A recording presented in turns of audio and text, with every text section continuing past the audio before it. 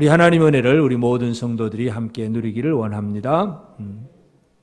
히브리서 기자가 앞에 예수가 누구인가를 설명을 하고 그리고 이제 11장에 와서 그 예수를 믿는 믿음이 무언가를 설명을 합니다. 그래서 우리가 예수를 바라보는 믿음, 소망, 사랑, 이것이 올해 우리 표어인데 이 믿음이라고 하는 것이 어떤 특징을 가지고 있는가? 히브리서 기자가 이 창조신앙부터 모든 믿음의 인물들을 가지고 한 가지 얘기를 합니다. 쭉 얘기를 해오다가 이제 32절에 와서는 이제 내가 무슨 말을 더하리요 하면서 이제 완전히 한꺼번에 묶어서 기드온, 바락, 삼손, 입다, 다윗, 및 사무엘과 선지자들의 일을 말하려면 내게 시간이 부족하도다. 이 모든 사람들이 다 중요한데 이거 다 상세하게 설명하려면 한이 없다는 얘기입니다. 그렇지만 우리들은 이 한 사람 한 사람이 참 소중한 사람들입니다. 그래서 오늘은 이 지금 히브리서 기자가 언급했던 이 사람들 제일 첫 번째 사람이 바로 사사 기드온입니다. 그래서 기드온의 신앙을 오늘 우리가 한번 살펴보면서 이제 오늘 우리 기드온의 신앙의 특징을 이름을 공개신앙, 드러난 신앙, 하나님이 보여주시는 신앙, 공개신앙이라고 하는 이름으로 함께 생각하고자 합니다. 왜냐하면 기드온의 삶이 숨어있는 삶이었습니다. 그래서 숨어있는 기드온을 하나님은 끄집어내서 드러내고 보여주신다는 것이에요. 그래서 우리 믿음의 특징은 숨어있는 자냐 드러나 있는 자냐, 오늘 우리가 이 부분을 함께 생각하기를 바랍니다. 어떤 사람은 직장생활 하는데 옆에서 그런 얘기를 한다는 걸 나중에 이제 그렇게 간증할 때 하는 얘기를 듣습니다. 처음에는 자기가 교회 다니는 줄 아무도 몰랐다고. 이제 나중에 내가 좀 변화된 다음에 사람들이 내가 교회 다니는 줄 알겠다. 그 뭐예요? 그 이전까지는 교회는 다니고 신앙생활은 하는데 비공개된 신앙이었습니다. 그런데 신앙은 공개되는 것이 중요합니다. 그래서 우리의 신앙이 비공개 신앙이냐 공개 신앙이냐, 오늘 우리가 이것을 함께 생각하기를 원합니다. 여러분은 교회 안에 나왔으니까 전부 공개된 신앙 같습니다. 그러나 세상 속에서 비공개입니까? 공개입니까? 옆 사람이 어떤 때는 조롱도 하고 어떤 때는 핍박도 하고 어떤 때는 고개를 끄덕이기도 하고 네가 믿는 예수 참 좋겠다는 말도 하고 아니면 막 조롱도 하고, 뭔가 반응이 나온다는 건 내가 공개가 되었을 때 나오는 것이고 내가 숨어 있을 때는 전혀 그런 반응이 없습니다. 여러분의 신앙생활이 그런 반응 속에서 살고 있습니까? 욕을 먹든 칭찬을 하든 반응이 있습니까? 없습니까? 주변 사람들이 뭔가 드러나는 것이 참 중요해요. 그래서 이 기드온의 신앙의 특징, 우리가 예수를 믿는 믿음의 특징 중에 하나가 하나님이 세상 속의 믿음을 드러내고 보여주시기를 원하시는데, 이 기드온의 삶의 특징은 비공개, 숨어있는 신앙입니다. 이 사사기 6장, 7장 사사기에 보면 기드온의 이야기가 길게 나오는데, 기드온이 이제 그 당시에 이스라엘 백성들은 이제 미디안 족속들의 지배를 받습니다. 미디안 사람들이 이스라엘을 이제 막 다스리는 그런 때에 기드온이 이제 농사를 짓고 이제 밀을 타작을 해야 되는데, 밀 타작을 들판에서 하면 모든 미디안 사람들이 왔다 갔다 하면서 다 쳐다봅니다. 그러니까 미디안 사람들이 봄에 씨 뿌릴 때도 그냥 내버려 두고 여름에 자랄 때도 그냥 잘 내버려 두었다가 알곡을 추수하고 탈고 갈 때 되면 딱 찾아와서 빼앗아 갑니다. 이게 지배하는 자들, 약탈하는 자들의 특징이에요. 그러니 들판에서 탈곡을 하면 다 빼앗길 수밖에 없습니다. 그래서 기드온이 꾀를 내어서 포도주 틀 속에 들어가서 타작을 합니다.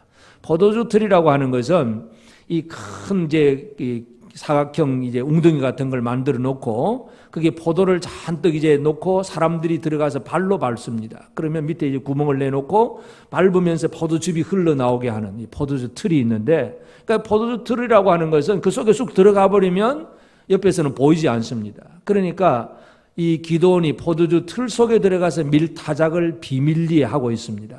숨어서 하고 있는데, 미디안 사람들에게 보여주지 않기 위해서 그렇게 숨어서 하는 것이지만 실상은 이건 어떤 의미를 가지고 있냐면 기드온 자신이 두려움 속에서 자기 안에 숨어 있는 거예요.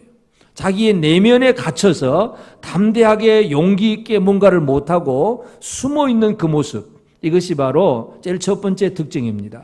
그래서 숨어 있다는 얘기는 자기 안에 숨어 있다는 얘기예요. 그래서 나는 그 입에서 나오는 말이 나는 안 돼, 나는 못해, 안 될 거야, 큰일 날 거야, 그러면 안 돼, 늘 못해. 여러분의 입에서는 못해라는 말이 많이 나오십니까?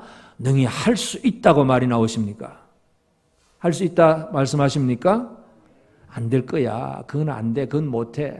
안 돼요. 목사님, 올해는 빼주세요. 나는 못합니다. 안 됩니다. 못합니다. 모태 신앙인데. 이 모태라고 하는 것이 자기 안에 자기에게 하나님이 주신 어떤 재능, 능력이 있음에도 불구하고 그것이 뭔지를 모르니까, 활용할 줄 모르니까 나는 안 될 거야, 못할 거야. 그냥 늘 자기 생각에 사로잡혀 있다는 얘기예요. 생각 속에 숨어 있는 사람이에요. 이 숨어 있음이 질병으로 넘어가기 시작하면 이제 좀 심하면 우울증이에요. 요즘 흔히 현대인들에게 우울증이 많다 그러는데 늘 이제 이 우울증에 걸려버리면 이제 아무것도 못하는 거예요. 뭐 만사가 귀찮아지고 밥도 하기 싫고 뭐 나가기도 싫고 그냥 구석에 숨어 있기만 하고, 그게 좀 더 지나쳐 가버리면 완전히 이제 자폐증이 되어서 자기 안에 내면에 갇혀서 살아서 아무런 활동도 할 수 없는 그런 사람이 되어버립니다. 그래서 숨어있는 사람의 특징은 첫째는 자기 안에 숨어 있다는 거. 그래서 자기 생각은 뻔해요. 생각은 그렇게 해야 되는데 그런데 못하겠다 이거죠. 그렇게 분명히 해야 되는데 그게 잘 안 될 것 같고 늘 이 자기 생각 속에서 헤어나지 못하는 사람이에요. 이런 생각, 이 두려움과 근심의 사람들은 결국 어떤 삶을 살게 되느냐 하면 시편 31편 9절에 보면 여호와여 내가 고통 중에 있사오니 내게 은혜를 베푸소서. 내가 근심 때문에 눈과 영혼과 몸이 쇠하였나이다. 근심이 사로잡으면 사람이 어떻게 되느냐 하면 눈이 쇠하고 영혼이 쇠하고 몸이 쇠합니다. 한마디로 질병의 원인이란 얘기입니다. 근심과 두려움이 늘 염려하고 안 된다, 못한다, 이 염려와 근심 속에 살면 그게 이 육체의 강건함을 흐트르는 질병입니다. 우리는 하나님의 말씀 속에서 믿음으로 뭔가를 이루어가고 하나님께 대한 어떤 긍정적인 좋은 생각을 받아들여야 되는데 이 사람의 뇌라고 하는 거, 얼마 전에 그 동영상을 한번 봤는데 이 말씀을 믿음으로 받아들인 이것이 과학적으로 건강의 비결이라는 걸 과학적으로 뇌과학자가 증명을 해서 그걸 설명을 했어요. 이 사람만 이 부정적인 언어들, 이 뭔가 잘못된 언어들을 자꾸 하고 그 생각을 하면 내가 죽어가는 거예요. 그런데 믿음의 언어, 말씀의 언어를 생명 언어를 자꾸 들으면서 이 전두엽도 자꾸 발달해 나가면서 이 사람의 생각이 더 건강해지는 거예요. 그러니까 이 건강이 어떻게 보면 하나님 말씀의 은혜만 제대로 받으면 건강해지는 거예요. 모든 만병의 근원을 스트레스라고 그러죠. 스트레스. 두려움, 염려, 근심, 안 된다. 스트레스는 자기를 죽이는 거예요. 그래서 이 두려움이라고 하는 것, 이것을 쫓아내지 않으면 안 됩니다. 이 기도는 지금 뭔가를 할 수 있는 사람인데도 불구하고 그 포도주 틀 속에 들어가서 밀타작을 하고 있다는 것은 자기의 내면, 생각 속에 사로잡혀 있기 때문에 그렇습니다. 여러분은 여러분의 생각을 벗어났습니까? 뭔가 이 부정적인 생각, 잘못된 생각이 들어오면 이거 아니야 하고 바로 거부하고 믿음의 길로 서야 그게 자기 생각을 깨뜨린 사람인데, 우리 안에 이러한 부정하고 더러운 것들이 들어올 때마다 이것을 거부할 수 있는 그런 삶이 이루어져야 됩니다. 하여튼 기도는 이와 같이 자기 내면적으로 나는 안 된다, 나는 못한다 이 생각이 가득 찼어요. 그래서 천사가 와서 이 기도원을 불렀을 때 자기는 하는 변명이 뭐냐면 우리는 이스라엘 12지파 중에 가장 작은 므낫세 지파, 그리고 그 므낫세 지파 안에서 여러 가문들이 있는데 그 가문 중에서 제일 작은 가문, 그리고 내가 제일 작은 자. 늘 이 기도는 자기는 늘 작다는 이 생각 때문에 사로잡혀가지고 아무것도 못한다 하는 그 생각을 가지고 있습니다. 나는 배운 것도 없고 가진 것도 없고 뭐 똑똑한 것도 없고 뭐 나이 젊음도 없고 힘도 없고, 우리가 연세 드신 분들이 자칫 잘못하면 엉뚱한 생각에 빠질 수가 있습니다. 그렇습니까? 그거 다 벗어버렸습니까? 우리 연세 드신 권사님들 한번 대답합시다. 나는 뭐 가진 것도 없고 힘도 없고 기억력도 없고 뭐 다 없고만 하면 뭐 하는 거예요? 그러면 뭐 죽을 날만 바라보는 거죠. 그런데 물론 죽을 날을 우리는 바라보고 살아야 되는데 진짜 건강하게 살면서 바라보실 거예요? 시들시들해가지고 바라보실 거예요? 건강하게 진짜 하나님 말씀에 은혜 받으면서 힘 있는 상태에서 하나님 부르시면 가야지요. 거부할 수 있는 사람은 아무도 없으니까. 그래서 우리가 내 내면에 있어서 부정적이고 잘못된 생각에 사로잡혀 있으면 아무것도 할 수가 없는 사람이 되어버립니다. 기도는 바로 자기의 내면의 생각에 사로잡혀 있고, 그 얘기는 또 다른 말로 하면 미디안 그 대적들에 대해서도 숨어 있는 사람이에요. 자, 미디안 군사들이 막 이스라엘 막 주변을 이제 왔다 갔다 하면서 막 약탈을 해가도 누가 없느냐 하면 이스라엘을 구원할 자가 없다는 거예요. 마음껏 유린을 해도 뭔가 막 빼앗아가도 항거하거나 저항하거나 싸워서 자기를 보호할 수 있는 구원자가 없다는 것. 이것이 바로 기드온이 숨어 있는 상태예요. 기드온이 숨어 있다는 얘기는 대적들이 오히려 큰 소리를 치고 있어요. 비슷한 얘기로 여러분 블레셋 군대가 이스라엘로 쳐들어왔을 때에 골리앗이 큰 소리 치잖아요. 이 거인족속 골리앗이 사울 왕 앞에 와서 큰 소리 칩니다. 사무엘상 17장 8절 9절을 보면 그가 서서 이스라엘 군대를 향하여 외치되 너희가 어찌하여 나와서 전열을 벌였느냐? 나는 블레셋 사람이 아니며 너희는 사울의 신복이 아니냐? 너희는 한 사람을 택하여 내게로 내려보내라. 그가 나와 싸워서 나를 죽이면 우리가 너희 종이 되겠고 만일 내가 이게 그를 죽이면 너희가 우리 종이 되어 우리를 섬길 것이니라. 한 사람 내보내라 이거예요. 골리앗이. 그런데 사울도 다른 일반 백성들보다 큰 사람이긴 하지만 골리앗이 딱 나타나니까 사울은 숨어버립니다. 여러분 이 골리앗이 없을 때는 사울이 또 큰 소리 쳤어요. 근데 골리앗이 나타나니까 숨어버려요. 공개 신앙이 비공개 신앙이 되어버린 것입니다. 여러분 우리가 숨어버리면 누가 큰 소리 치느냐? 대적들이 큰 소리를 치는 겁니다. 우리를 비난하고 조롱하고 마음껏 대적하는 자들이 믿음의 사람이 믿음으로 드러나지 않을 때에 그들이 마음껏 조롱하고 욕하고 비난하고 큰 소리 치는 거예요. 이 상황을 잘 이해를 해야 합니다. 지금 기드온이 하나님의 일을 하는 이 사사로 부름을 받기 직전이니까 뭔가 드러나야 되는데 구원자가 없을 때에는 미디안 군사가 마음껏 유린을 하는 것입니다.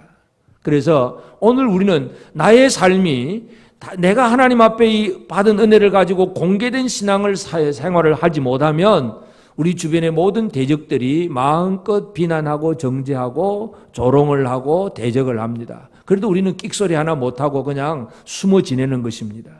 이게 얼마나 참 잘못된 상황인가를 우리가 이해를 해야 합니다.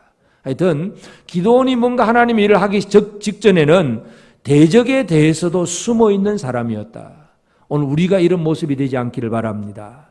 영적 전쟁은 늘 있는 거니까 지금도 마찬가지고 지금도 악한 사탄이 어떻게 하든지 믿음의 세력을 무너뜨리려고 애를 쓰고 있는데 우리가 아무것도 하지 못하고 숨어 있기만 하면 사탄이 큰 소리치고 마음껏 활동하고 있게 됩니다. 그래서 우리는 미디안 사람들에게 숨어있는 기드온처럼 사탄에 대해서 내가 숨어있는 사람인가 하는 것을 한번 생각해야 되고 또 한 가지 기드온은 하나님께 대해서도 지금 숨어있는 사람이에요. 여러분 하나님은 자기 백성들이 구원받고 자기 백성들이 하나님의 은혜 가운데서 잘 지내기를 복받고 살기를 하나님은 원하세요. 그런데 그 하나님이 원하시는 뜻은 이렇게 공개된 신앙을 가진 한 사람을 통해서 이루십니다. 그런데 그 사람 구원자가 드러나지 않으면 하나님의 일을 이룰 수가 없습니다. 하나님이 이사야 선지자에게 무슨 말씀하냐면 이사야 6장 8절에 보면 내가 또 주의 목소리를 들으니 주께서 이르시되 내가 누구를 보내며 누가 우리를 위하여 갈꼬 하시니 그때 내가 이르되 내가 여기 있나이다 나를 보내소서. 하나님이 이사야 선지자에게 그런 말씀을 해요. 내가 누구를 보내며 누가 우리를 위하여 갈꼬. 그 이사야가 있던 우시야 왕 당시에 나라가 전이 우상 숭배하고 막 타락한 그 시대에 하나님의 마음은 이 하나님의 말씀을 선포하고 싶은 그런 마음이 있는데 사람이 없다는 거예요. 그래서 하나님께서 내가 누구를 보내며 누가 우리를 위하여 갈꼬 하나님 좀 드러내고 싶은 사람이 필요한데 그때의 이사야의 응답이 내가 여기 있나이다. 나를 보내소서. 여러분 하나님이 누가 우리를 위하여 갈고 할 때 여러분은 뭐라고 응답해야 되겠습니까? 내가 여기 있나이다. 나를 보내소서. 다 같이 한번 합시다. 내가 여기 있나이다. 나를 보내소서. 나의 하나님의 부르심은, 하나님은 이 땅에 하나님의 사람이 많아서 하나님의 뜻을 이룰 수 있는 일들이 이루어지기를 원하고 있습니다. 그런데 내 스스로 아예 내 안에서부터 숨어 있어가지고 두려움, 염려, 근심, 안 된다는 부정적인 생각 이런 것들 때문에 사로잡혀가지고 꼼짝 못하고 있다면 하나님이 일을 이룰 수가 없습니다. 여전히 이스라엘 백성들은 대적들이 그냥 다 빼앗기게 되고 실컷 농사 지어도 다 빼앗기고 얼마나 억울한 생활을 삽니까? 하나님께서 부르시는 사람은 하나님께서 그를 통해서 뭔가를 일을 이루시고자 하기 때문에 그런 사람들에게 분명하게 응답을 해야 합니다. 하나님께 응답을 해야 합니다. 그래서 하나님께 대해서도 숨어 있는 것, 이 기도원의 모습이에요. 그러니까 숨어 있다는 얘기는 내 자신에 대해서도 숨어 있는 것이고 대적들에게 대해서도 숨어 있는 것이고 하나님에 대해서도 숨어 있는 것. 나는 두렵고 대적은 큰 소리치고 하나님은 답답하시고 여러분 이런 모습이 되지 않기를 바랍니다. 그래서 그런 상태에서 하나님이 기도원을 불러내시는 거예요. 끄집어내시는 거예요. 숨어있는 기도원을 공개하시는 하나님이십니다. 그래서 사사기 6장 7장을 보면 바로 하나님이 기도원을 어떻게 이제 드러내어서 하나님이 일을 하게 하시는가 하는 것을 우리가 보게 되는데 오늘 집에 돌아가셔서 특별히 사사기 6장 7장 이 기도원에 관한 기사를 좀 깊이 한번 묵상해 보시기를 바랍니다. 기도원이 이제 이 포도주 틀 속에 들어가서 밀타작을 하고 있을 때에 여호와의 사자 천사가 나타납니다. 천사가 나타나서 기도원에게 무슨 얘기를 하냐면 사사기 6장 12절에 보면 여호와의 사자가 기도원에게 나타나 이르되 큰 용사여 여호와께서 너와 함께 계시도다. 기도원아 그냥 그렇게 부르지 않고 큰 용사여 여호와께서 너와 함께 하시도다. 그러니까 기도원이 이게 도대체 무슨 말인가 이해가 되어지지 않습니다. 자기는 절대로 큰 용사라고 생각해 본 적이 없어요. 제일 무능하고 못 배우고 힘없고 연약한 자기는 늘 안 된다고 생각하는 사람인데 하나님은 기도원을 무엇라고 불러주시느냐 하면 큰 용사여 그렇게 불러주십니다. 하나님의 일이 첫 번째가 뭐냐면 사람의 내면에 있는 두려움을 깨뜨리기 위해서 네가 누구인가를 분명하게 알게 해주십니다. 하나님은 그 연약한 그 기도원을 향하여서 큰 용사라고 불러주십니다. 여러분은 큰 용사입니까? 옆 사람이 한번 대신 불러줍시다. 큰 용사야 한번 해봅시다. 그렇게 불러주니까 아멘입니까? 진짜 큰 용사라고 생각하십니까? 이게 믿음이 들어와야 돼. 내가 큰 용사인 줄로 확신이 되어져야 내 안에 있는 두려움이 깨뜨려지는 거예요. 큰 용사라는 게 확신이 안 되잖아요. 내가 많이 배우기나 했나, 많이 가지기나 했나, 세상에 높은 자리에 있기나 하나, 이런 기준을 가지고 따져보면 우리보다 뛰어나고 훌륭한 사람 너무나 많고 나는 보잘것없는 사람인데 내가 뭘 할 수 있느냐? 아무것도 못한다. 이게 늘 우리가 가지고 있는 생각들이에요. 근데 하나님은 기도원을 향하여서 큰 용사라고 불러줍니다. 신약 성경도 마찬가지예요. 초대교회 성도들, 처음에 이제 예수를 믿는 성도들 중에서 대부분이 노예와 또 여자들이 많습니다. 참 힘들게 고생하는 사람들이 복음을 받아들이고 이제 신앙생활을 하는데, 그 교회 가보면 거의 아주 세상적인, 세속적인, 사회적인 면에서는 약자들, 가난한 사람들, 아니면 노예들, 이런 사람들이 예수를 믿기 시작을 합니다. 물론 그 중에 또 좀 이제 힘 있는 사람도 섞여 있긴 하지만 대부분이 그렇게 연약한 사람들이에요. 그런데 사회적으로 연약하기만 할 뿐만 아니라 그 다음에는 그 또 어떤 이 반대 세력에 의해서 핍박을 받고 조롱받고 힘들게 믿음 생활을 삽니다. 그러니 얼마나 이 믿음 생활하는 자체가 어렵겠어요. 늘 힘들게 연약하게 살 수밖에 없습니다.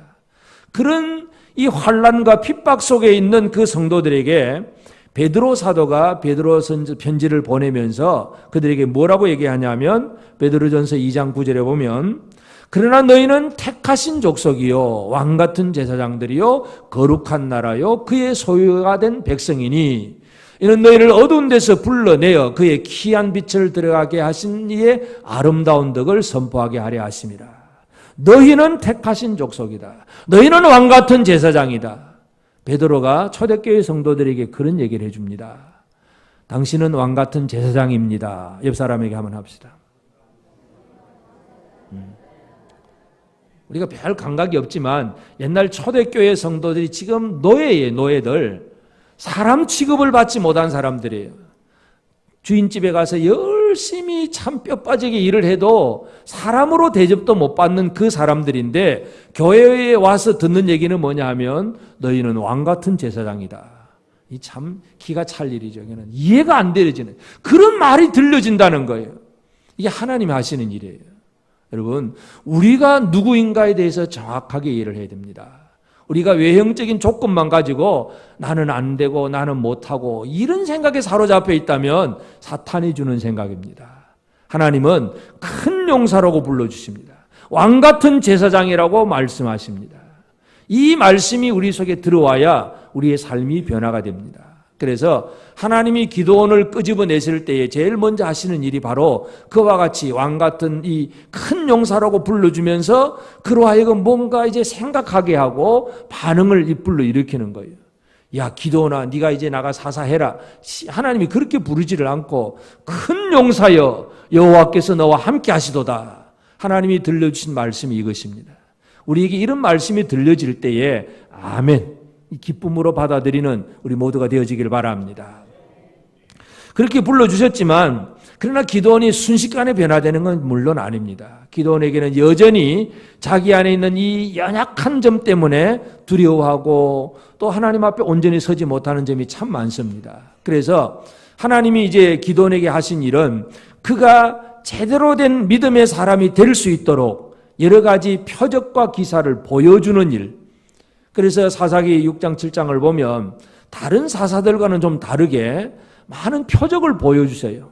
첫 번째는 그 천사가 나타나서 대화를 하고 난 다음에 진짜 하나님이 같이 계신지 이것부터 알고 싶으니까 그래서 표적을 보여주실 때에 기도원이 제물을 준비합니다. 하나님 앞에 예물들을 고기하고 이를 준비를 해오니까 그 바위 위에다가 제물을 쏟으니까 여호와의 사자가 지팡이를 딱 대니까 바로 불이 나와서 제물이 불타버리고 여호와의 사자가 사라집니다. 아, 진짜 하나님이구나. 진짜 하나님이구나. 기도원이 그것에서부터 깨닫기 시작을 합니다. 그리고 또 하나님이 군사를 모으라고 뭔가 준비하라고 할 때에 기도원 속에는 늘 두려움이 가득합니다. 그래서 하나님, 진짜 하나님이 우리와 함께 하시고 제대로 우리가 이길 수 있을런지 하나님 뭔가 좀 보여주세요. 그래서 내일 아침에 이슬 내릴 때에 이 양털에만 이슬이 가득하고 주변에 이슬 하나도 안 내리게 해주세요. 그 팔레스타인 지역의 기후가 어떤 기후냐면 겨울 6개월 동안은 우기입니다. 비가 옵니다. 그 다음에 여름 6개월 동안은 건기는 비가 하나도 안 옵니다. 비가 안 오는데 작물이 어떻게 살 수 있냐면 밤에 이슬이 아주 쫙하게 내립니다. 비가 내린 것처럼 아침마다 이슬이 아주 듬뿍 내리는데 그러니까 기도원이 하나님, 이 양털에만 이슬이 내리고 주변 땅에 이슬이 없게 해주세요. 오케이. 하나님이 그 다음날 그렇게 해줍니다. 그 다음날 보니까 양털이 막 이슬이 쭉 짜니까 막 주르륵 흘러내릴 정도입니다. 한 번만 하면 믿어야 되잖아요. 또 기도는 또 하나님 한 번 더요, 한 번 더. 그러면 거꾸로 이제는 반대로. 이제는 땅에는 이슬이 가득하고 양털에는 이슬이 하나도 안 내리게 보송보송하게 해주세요. 하나님이 또 오케이. 또 보여주세요. 그 다음날 보니까 또 그래요. 이슬이 땅에는 가득한데 양털에는 하나도 이슬이 안 내립니다. 하나님이 함께 하심을 계속 보여주시는 거예요. 그리고는 또 하나님이 또 더해 주시는 게 있습니다. 미디안 군사들이 진을 치고 있고 이제 기도원이 이제 싸움 준비를 하는데 하나님이 기도원에게 네 부하를 데리고 부라라고 하는 그 이름을 가진 부하를 데리고 가서 한번 정탐을 해라. 기도원이 자기 부하 한 사람 데리고 밤에 살짝 그 미디안 진영으로 정탐을 하러 들어갑니다. 가서 보니까 이제 보초병들 둘이서 서로 이제 막 주고받고 얘기를 하는데 한 사람이 꿈 얘기를 합니다. 자기 꿈 얘기. 그래서 이 큰 보리떡 한 덩어리가 이스라엘 진 쪽에서 이 미디안 쪽으로 보리떡이 막 굴러 들어왔는데 우리 진영이 다 무너지고 막 우리가 다 파괴됐다. 이런 얘기를 합니다. 그렇게 얘기를 하니까 그 주변에 그 꿈을 듣고 있던 그 사람, 다른 군사가 하는 얘기가 그거는 이스라엘이 기드온이 우리를 치고 이기는 것이다. 그러면서 야, 이 큰일 났다. 우리가 질 거다. 스스로 그런 생각을 가지게 하는데 그 주고받는 대화를 하나님이 기드온이 가서 한번 들어보라고. 저 사람들이 지금 어떻게 하고 있는가 네가 가서 좀 확인해 보라고 꿈을 꾸게 하시고 대화하는 것까지도 하나님은 기드온에게 들려주세요. 하나님이 보여주시고 들려주신 이유가 뭐겠습니까? 그 기드온을 하여금 담대한 믿음을 가지게 하는 거예요. 하나님은 기드온이 너무나 연약한 상태에 있으니까 큰 용사라고 불러주시고 그가 제대로 믿을 수 있도록 이슬도 내렸다가 안 내렸다가 또는 이 기드온 부하 적군들의 어떤 대화도 듣게 하시고 보여주고 들려주고 하면서 기드온의 신앙을 키워가시는 거예요. 이게 하나님이 하시는 일입니다. 하나님이 얼마나 답답하셨을까? 그냥 하나님 말씀하시면 예, 아멘. 그러면 보고 들을 필요도 표적도 필요가 없어요. 양털이 이슬 내린들 안 내린들 뭔 소용이 있어요? 하나님 말씀만 믿고 나가면 보고 들을 필요도 없어요. 표적이 많다는 얘기는 그만큼 믿음이 연약하다는 얘기인데 그래도 하나님은 기도원을 그렇게 만드신 하나님이세요. 하나님은 한 사람을 공개된 신앙으로 세우기 위해서 여러 가지 많은 일들을 이루셨다는 사실을 기억하시기를 바랍니다. 물론 그런 표적 신앙을 가지고 믿을 수 있는 것도 중요하긴 하지만 더 소중한 것은 보지 않고 믿는 사람들이 복 있는 사람들입니다. 표적 없어도 믿을 수 있겠습니까? 꼭 보여줘야만 믿겠습니까? 하나님이 나를 꼭 필요로 하시는데 내가 안 믿으면 하나님은 보여주십니다. 들려주십니다. 그러나 그리 안 해도 믿기만 하면 하나님이 이를 능히 할 수가 있습니다. 그래서 예수님이 보지 않고 믿는 자가 더 복이 있다고 분명히 말씀을 하셨는데 하여튼 기도원을 하나님은 기도원에게 보여주시고 들려주시고 이게 하나님이 기도원을 끄집어내시는 거예요. 그리고 그 대적들 미디안 족속들에게는 그들이 아무것도 아니라는 사실을 지금 기도원으로 하여금 체험하게 하신 거죠. 그 꿈 얘기를 했을 때에 사사기 7장 14절에 보면 그의 친구가 대답하여 이르되 이는 다른 것이 아니라 이스라엘 사람 요아스의 아들 기드온의 칼이라 하나님이 미디안과 그 모든 진영을 그의 손에 넘겨주셨느니라. 아니 미디안 족속들이 스스로 꿈꾸고 나서 하는 얘기가 주고받는 얘기가 그거예요. 하나님이 기드온에게 이거 다 넘겨주셨다. 참 이 하나님이 그 사람들의 마음과 생각을 어떻게 움직이는가 하는 것을 우리가 이해를 해야 됩니다. 그래서 이제 실제적으로 이제 전쟁이 딱 시작되었을 때, 물론 그 전쟁이라고 하는 것이 서로 마주보고 하는 전쟁이 아니라 하나님이 기드온에게 전쟁하게 하신 방법은 300명의 군대를 준비하고 이 300명이 100명씩 딱짝을 지어 조를 나눠서 큰 항아리, 질그릇 항아리 하나씩 들고 나팔 하나 들고 그래서 그 밤에 캄캄한 밤에 한꺼번에 항아리를 집어 던져서 그냥 우렁찬 소리가 막 아주 이상한 소리가 나게 하고 나팔을 딱 불게 하고 그러니까 그 밤에 캄캄한 밤에 이상한 소리가 나면서 여호와의 칼, 기드온의 칼이 확고함해지는 소리가 나게 하니까 미디안 군사들이 막 일어나서 서로 치고 그냥 서로 죽이고 죽는 그런 일을 벌이게 되는데 근데 이제 그런 식의 전쟁인데 그 전쟁이 시작될 때 사사기 7장 21절에 보면 각기 제자리에 서서 그 진영을 에워싸매 그 온 진영의 군사들이 뛰고 부르짖으며 도망하였는데 미디안 군사가 하는 일이 뭐냐면 뛰고 부르짖고 도망하는 거예요. 기드온의 군사가 아직 칼 한 번 그들에게 갖다 대본 적이 없어요. 그냥 고함만 질렀을 뿐이고 나팔 소리만 했을 뿐인데 자기들 스스로 알아서 무너진다는 얘기예요. 우리가 이걸 잘 이해를 해야 됩니다. 저 미디안 군사가 아무리 크고 강하게 보여도 하나님이 무너뜨리면 알아서 스스로 무너질 그것이 바로 대적이다. 사탄이 아무리 강하고 크게 보여도 하나님이 손만 쓰시면 우리가 손 안 써도 다 무너질 대상이다. 이걸 모르니까 우리는 늘 안 된다, 못한다, 두려움 속에 빠지는 거예요. 하나님이 기드온에게 보여주시는 것이 그것입니다. 여러분 사사시대의 그 사사들의 모습들이 다 그런 모습인데 진짜 연약한 사람들, 힘없는 사람들을 들어서 크고 강한 사람들을 무너뜨리는 것이 바로 하나님이 하시는 일입니다.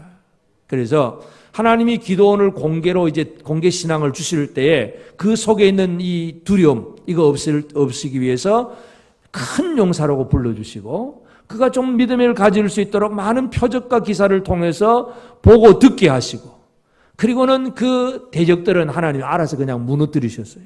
이게 하나님 하신 일입니다. 이 성경은 지금도 오늘 우리에게 그것을 말씀합니다. 네가 예수 제대로 믿느냐? 믿으면 기도원처럼 사느냐 그 얘기입니다. 기도원에게 하나님께서 하신 것이 바로 이 공개신앙인데 그래서 이제 오늘 우리는 이 기도원과 같이 이 세상에서 공개된 신앙, 공개신앙으로 사는 그런 우리 성도들의 삶을 살아가야 합니다. 그래서 내가 어떤 사람으로 지금 드러나 있는가가 참 중요합니다. 그래서 우리가 공개신앙으로 살기 위해서 제일 첫 번째 가야 될 일이 뭐냐면 내 안에 있는 두려움을 없애버리는 것. 이것부터 시작해야 합니다. 우리는 주변에 있는 모든 환경을 쳐다보면서 두려움을 느낍니다. 크고 강하고 내 힘으로는 안 되겠다는 이 생각 때문에 늘 나는 못해, 죽겠다, 못 살겠다 이 얘기가 나옵니다. 우리는 이 하나님께서 하나님의 사람들을 세워갈 때에 어떤 사람으로 세웠느냐 하면 두려움이 없는 사람으로 세웠는데 그럼 두려움을 없애는 방법이 뭐냐? 한 가지가 있습니다. 두려움을 없애는 방법이 뭘까요? 우리 안에 이 자리 잡는 이 두려움을 없애는 방법은 요한일서 4장 18절에 보면 사랑 안에 두려움이 없고 온전한 사랑이 두려움을 내쫓나니 두려움에는 형벌이 있음이라. 두려워하는 자는 사랑 안에서 온전히 이루지 못하였느니라. 두려움을 쫓아내는 것은 바로 사랑이라는 것입니다. 이게 잘 이해가 안 될 수가 있겠지만 사랑하면 두려움이 사라집니다. 여자는 약한데 어머니는 강하다. 그런 말 하시죠? 그게 무슨 말일까요? 신체 구조상으로 여자들은 남자보다 좀 아무래도 약하죠. 뭐 무거운 거 들으라 그러면 남자 보고 들으라 그럽니까? 여자 보고 들으라 그럽니까? 물론 여자분 중에서도 힘센 분이 있긴 하겠지만은 대충 남자들이 힘 좀 쓰라 그럽니다. 신체적으로 그래요. 여자들은 약합니다. 그런데 어머니는 강하다. 그게 뭘까요? 자기 아이가 위험에 빠졌다. 자기 아이가 어떤 문제 속에 있다 그러면 어머니는 그 사랑으로 보호 본능을 가지고 자기를 바쳐서라도 지켜내려는 강한 힘이 생기잖아요. 사랑은 두려움을 내쫓습니다. 하나님을 사랑하면 하나님의 일을 하는 데 있어서 두려움이 없어지게 되어 있습니다. 교회를 사랑하면, 믿음의 형제를 사랑하면 그 사랑의 모든 행동 속에 가로막는 모든 세력에 대해서 두려움이 사라질 수밖에 없습니다. 여러분 속에 두려움이 자리 잡고 있다면 뭐가 없다는 얘기입니까? 사랑이 없다는 얘기예요. 누군가를 위해서 뭔가 하나님 교회를 위해서 하나님 영광을 위해서 뭔가 하기는 해야 되는데 생각이 돌아가는 거예요. 그렇게 해야 되는데 안 될 것 같아. 잘 못해. 그러면 뭐가 문제입니까? 사랑함이 부족하다는 얘기예요. 두려움을 쫓아내는 것은 사랑입니다. 하나님을 사랑하기를 바랍니다. 한번 제대로 하나님 사랑하며 살아보십시다. 옆 사람에게 우리 하나님 제대로 한번 사랑해 봅시다.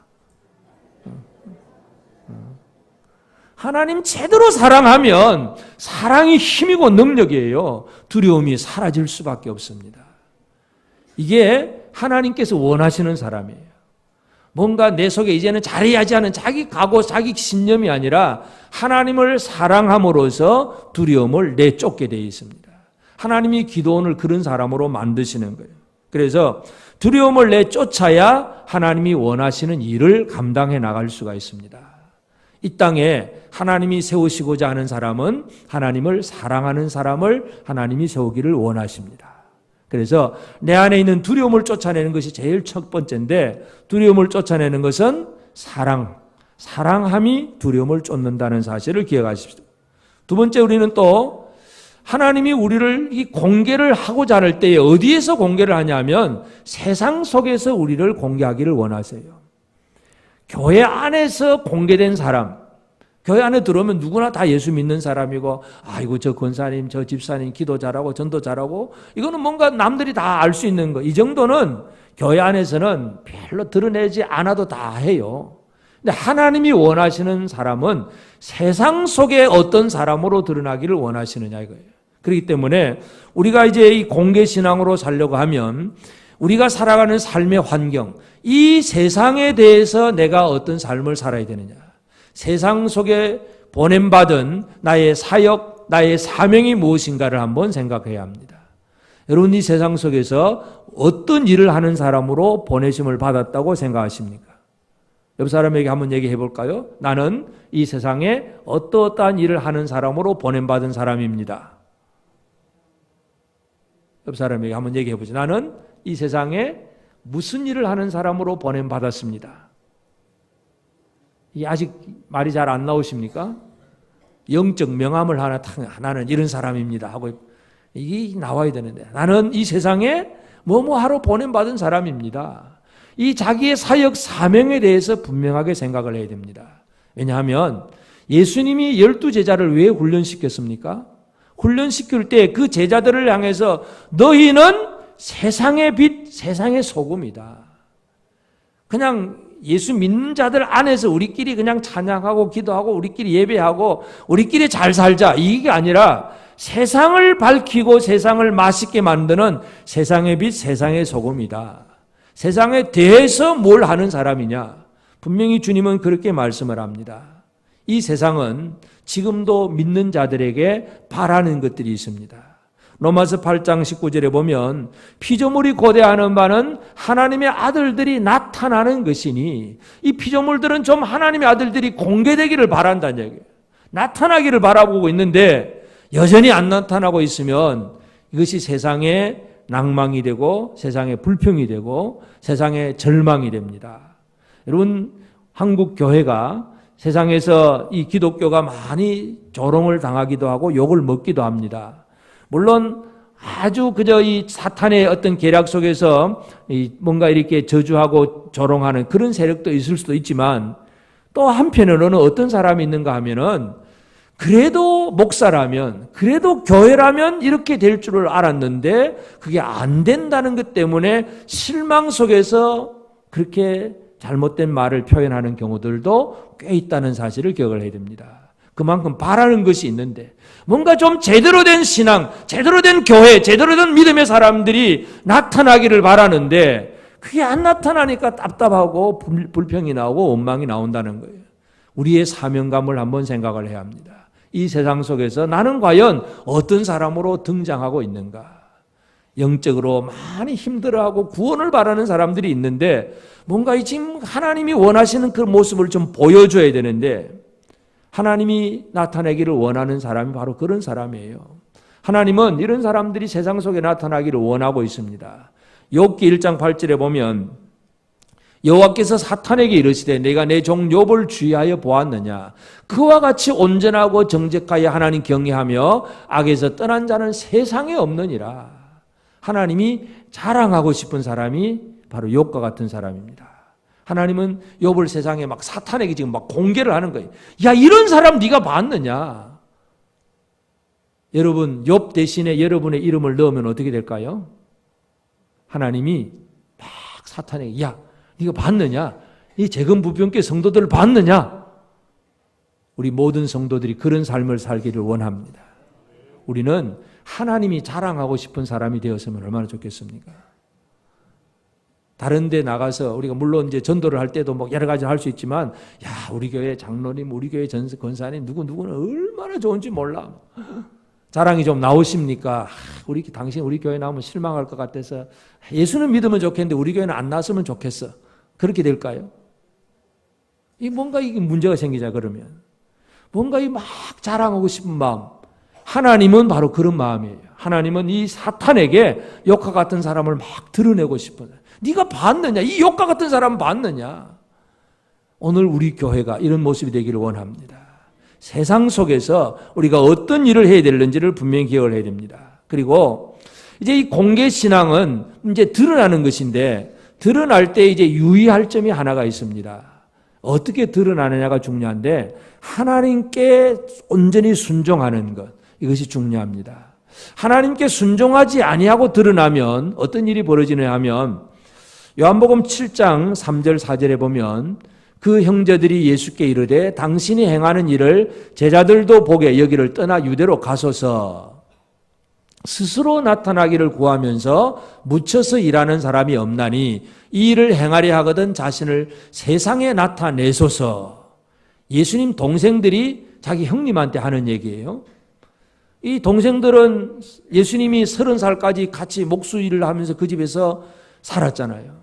이 형님이 갑자기 30살 되던 날 어느 날 집에 나가더니 막 돌아다니면서 막 설교도 하고 막 병도 고치고 막 표적과 기사가 일어나니까 그런 소문이 들렸는데 한동안 막 귀신 들린 줄로 알고 막 그렇게 또 오해도 하긴 했는데 그래도 아직도 예수를 잘 몰라요. 그런데 하여튼 자기 형님을 통해서 뭔가 놀라운 일이 벌어지니까 이제 초막절이라고 하는 절기가 가까우니까 동생들이 자기 형님한테 그런 얘기를 합니다. 이 시골 나사렛, 이 갈릴리 지역에 묶여 그냥 살지 말고 그렇게 잘하는 거 저 유대 땅 예루살렘에 가서 한번 좀 보여줍시다.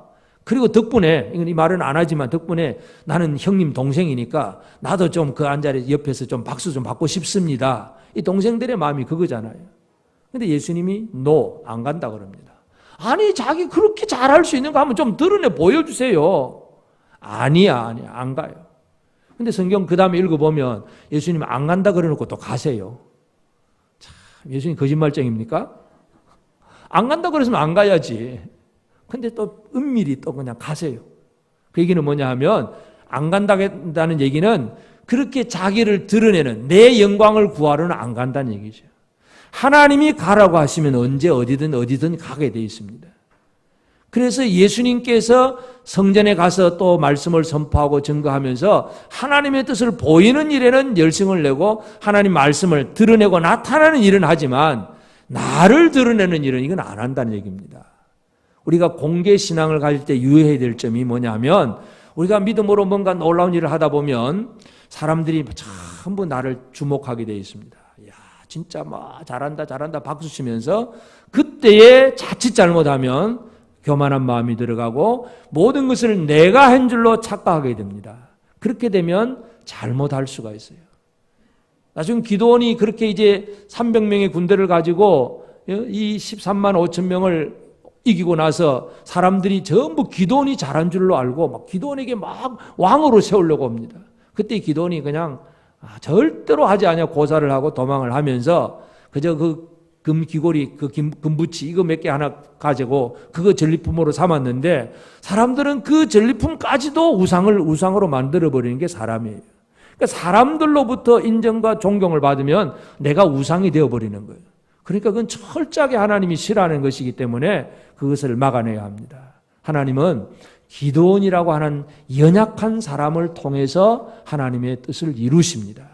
그러니까 우리가 기드온을 하나님이 얼마나 연약한 자로 만드셨냐 하면 기드온이 이제 군사를 모집을 하니까 3만 2천 명이 모입니다. 근데 미디안 군사는 13만 5천 명이고 내가 불러 모은 군대는 3만 2천 명인데 이걸 가지고 어떻게 싸웁니까? 대적은 13만 5천이고 나는 3만 2천인데. 근데 하나님이 하시는 말씀이 더 기가 찰 일입니다.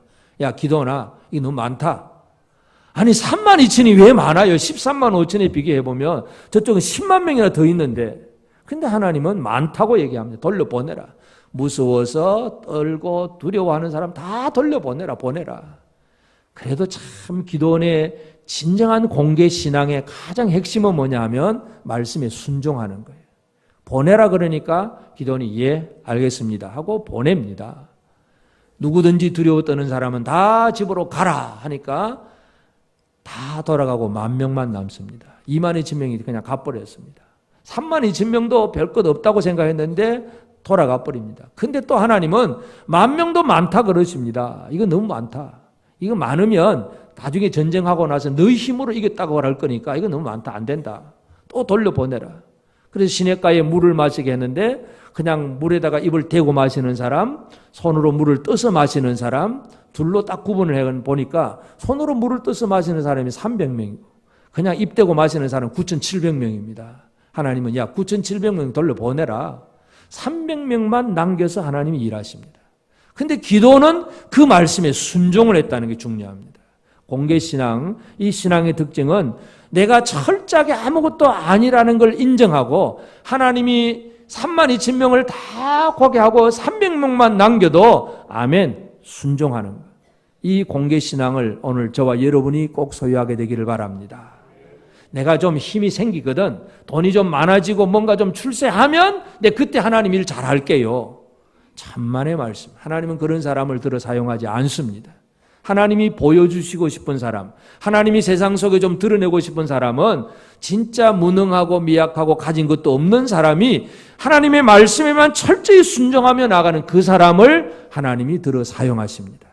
오늘 우리가 그런 사람이 되어지기를 바랍니다. 우리가 예수 믿는다는 것은 믿음의 특징 중에 하나가 바로 이 세상에 나타나야 돼요. 공개되어져야 됩니다. 그래서 우리 주변의 모든 사람들이 우리를 바라보면서 별것도 아닌 줄 알았는데 뭔가 놀라운 하나님 일들을 이루는 걸 보면서 그들이 깨닫게 될 수 있도록 이 하나님의 영광을 드러내고 보여주는 역할, 이것이 저와 여러분에게 주어진 사명이기도 합니다. 우리의 신앙생활, 공개신앙이라는 사실을 기억하십시다. 세상에 뭔가가 두렵고 힘들어서 비공개로 살지 말고, 우리가 드러나야 마귀가 긴장을 하고, 우리가 드러나야 하나님이 마음껏 우리를 사용하실 수가 있습니다.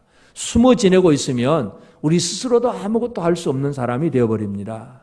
하나님이 우리를 마음껏 사용하실 수 있도록 하나님이 나를 통해서 놀라운 일을 이루신다는 사실에 대한 확신을 가지고 순종하면서 공개신앙을 가지고 세상 속에서 하나님의 놀라운 일들을 이룰 수 있는 우리 모두가 꼭 되어지기를 바랍니다.